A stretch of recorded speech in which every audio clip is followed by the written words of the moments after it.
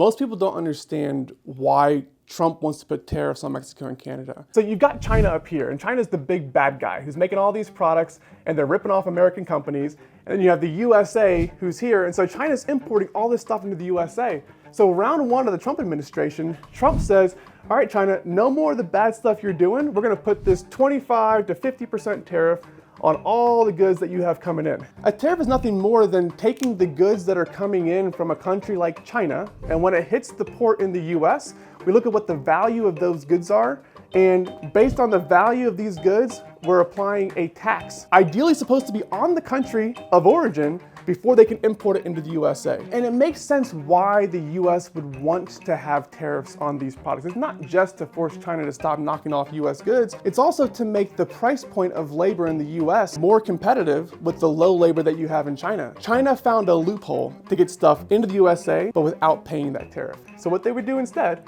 is they would send these China-made goods into two different countries. One would be Mexico, the other one would be Canada.